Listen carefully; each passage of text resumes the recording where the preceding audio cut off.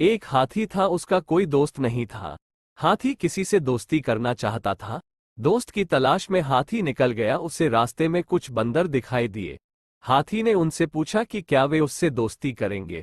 बंदर हाथी के विशाल शरीर को देखकर डर गए और यह कहते हुए भाग गए कि वे तो पेड़ों पर उछल कूद करते हैं और हाथी जमीन पर रहता है, इसलिए उनमें दोस्ती नहीं हो सकती।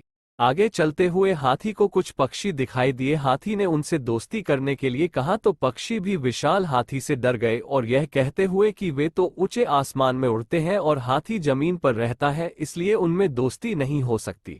इतना कहकर पक्षी भी वहां से उड़ गए। आगे चलते हुए हाथी को चूहा दिखाई दिया। हाथी ने चूहे की तरफ दोस्ती का हाथ बढ़ाया तो चूहा भी डर गया और यह कहकर वहां से भाग गया कि वह तो छोटा सा जीव है, कभी धोखे से हाथी का पैर उसके ऊपर रखा गया तो उसका क्या होगा। अब हाथी थक हार कर तालाब में पानी पीने के लिए चला गया। हाथी को वहां कुछ मछलियां दिखाई दी। हाथी ने मछलियों से भी दोस्ती के लिए कहा, मगर मछलियों ने भी यह कहते हुए मना कर दिया कि वह तो पानी में रहती हैं और हाथी जमीन पर, इसलिए उनमें दोस्ती नहीं हो सकती। हाथी को दोस्त नहीं मिल सका, इसलिए हाथी काफी उदास था। उसी समय जंगल में कहीं से एक खतरनाक शेर आ गया और उसने जंगल के निर्दोष जानवरों का शिकार करना शुरू कर दिया।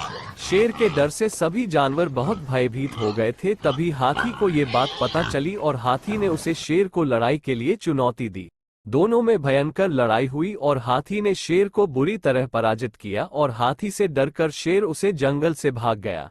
हाथी की बहादुरी देखकर जंगल के सभी जानवर बहुत खुश हुए और सभी ने हाथी से दोस्ती कर ली और उसे अपना मुखिया बना लिया।